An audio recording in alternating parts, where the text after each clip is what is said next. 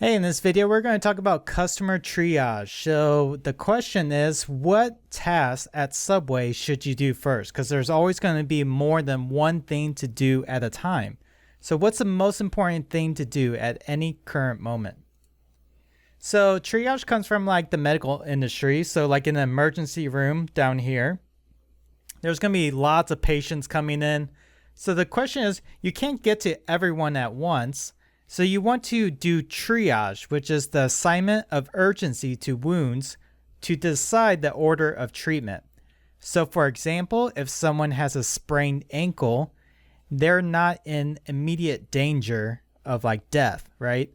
So someone that has maybe a gunshot wound, you want to make sure to get to that patient first before the person that came into the emergency room for the sprained ankle. It would be devastating if you prioritize the person with the ankle injury over the gunshot wound, right? So here might be a typical table of like triage stats, right?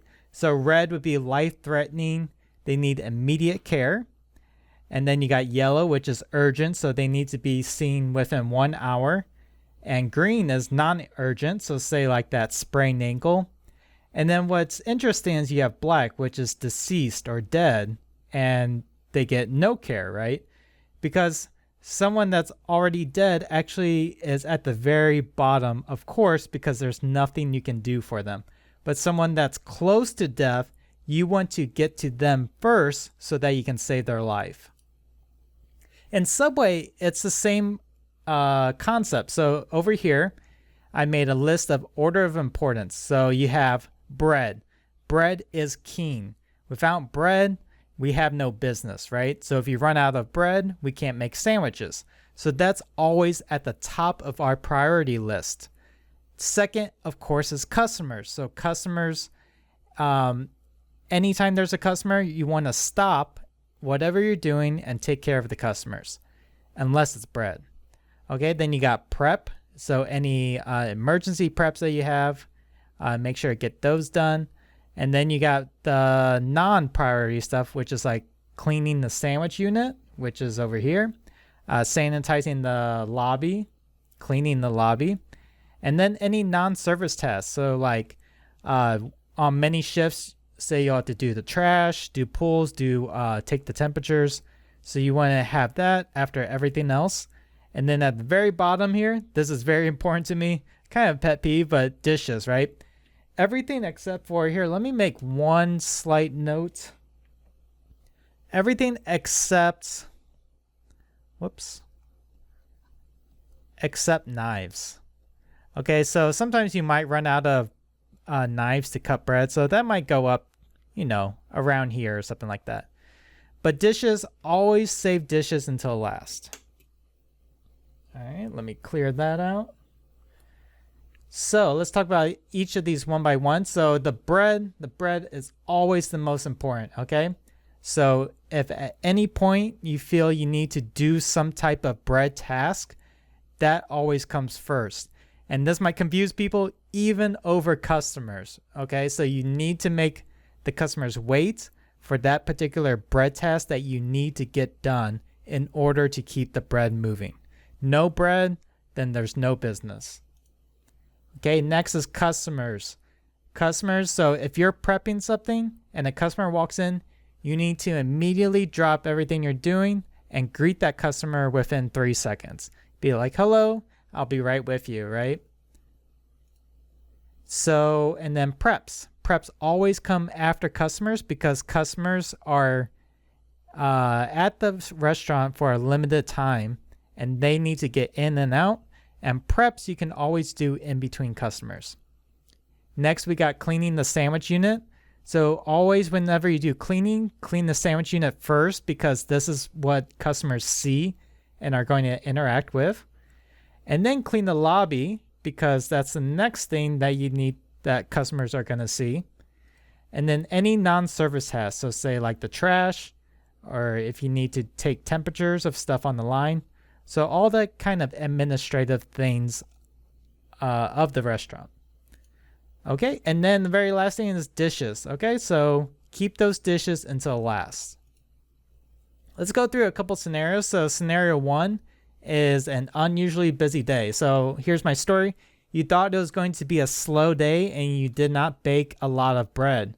However, the lunch rush is way busier than you expected. You have 3 customers in line and it's probably not going to slow down. All right, so what do? What's your priority?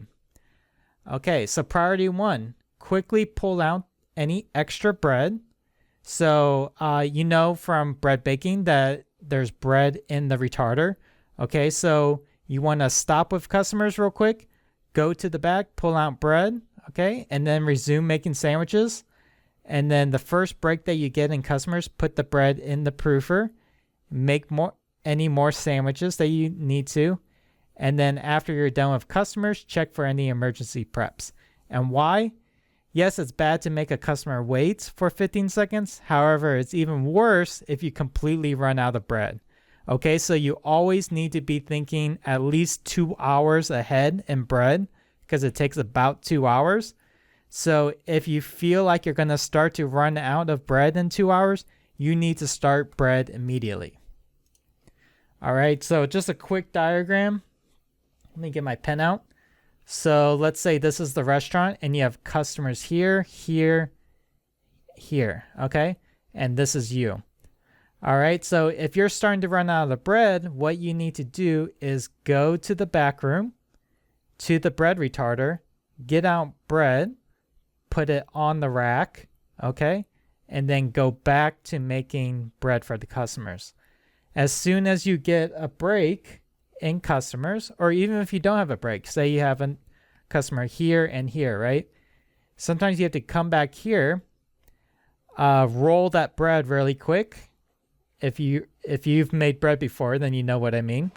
You need to put that herbs and cheese, put the seasoning on, bring that bread over to the proofer, put it into the proofer, and then go back to making sandwiches for the customers.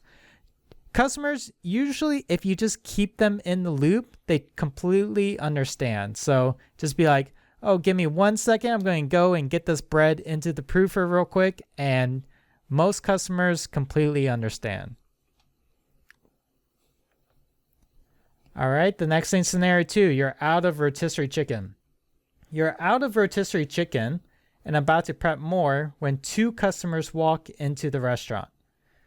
Okay, so what's the priority? The customers or the rotisserie chicken? So here's what you would do. Make sure to greet the customers, see if they're going to order rotisserie chicken.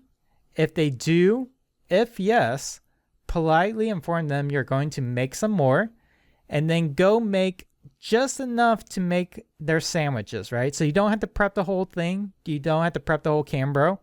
Just prep enough rotisserie chicken to make their sandwiches, okay? If no, then don't worry about the rotisserie chicken, okay? Go ahead and make their sandwiches and then prep the rotisserie chicken after the customers, okay? So remember, it's customers first, then preps. So why? If the customers are not going to order rotisserie chicken, then there's no need to make them wait. Just make their sandwiches and prep the rotisserie chicken afterwards. All right, next scenario, remote orders. Okay, so this is a big situation that you're going to run into. So pay attention to this. So you have 2 customers in line and a remote order is placed. Okay, what do? So the first thing you need to do is print out the remote order. So make sure to use your gloves. Keep your gloves on. Okay, so you're going to print out the remote order.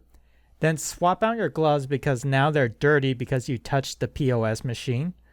Okay, finish the 2 customers and then finish the remote order.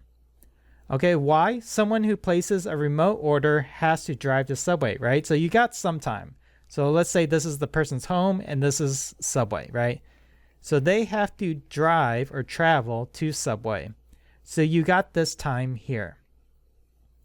Okay, and in my experience, you have approximately 2 guests worth of time.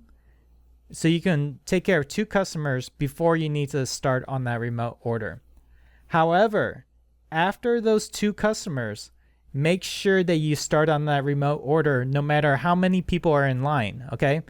Because you need to make sure that the remote order is done on time when they arrive. All right, so about 2 to 3 customers, and then you need to politely tell the rest of the customers in line, oh, I need to finish this remote order real quick, and then I'll be right with you. Okay, so the remote orders is like a customer that's in line. Scenario 4, say the phone rings. You got 3 customers in line and the phone rings. Okay, here's what I do.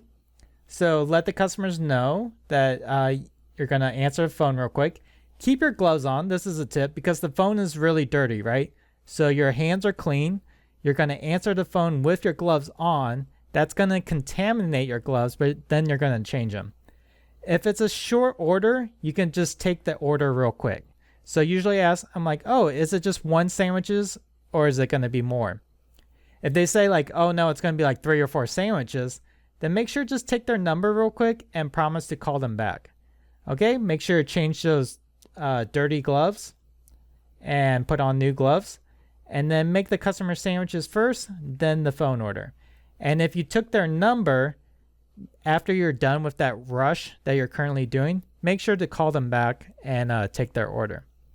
Okay, so like I said, if you keep your gloves on, then you don't need to rewash your hands.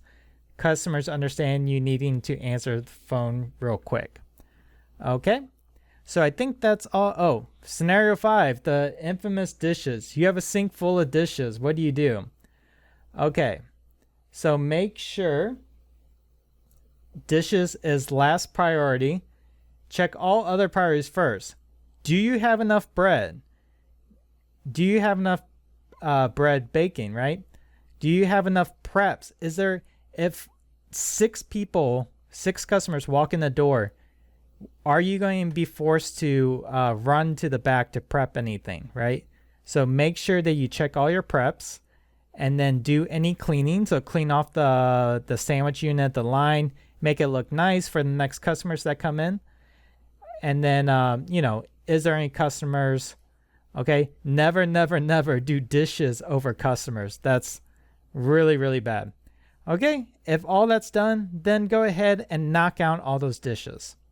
So like I said, new workers often default to too much dishwashing because, you kind of don't know what to do. So you're like, I'll just wash the dishes, right?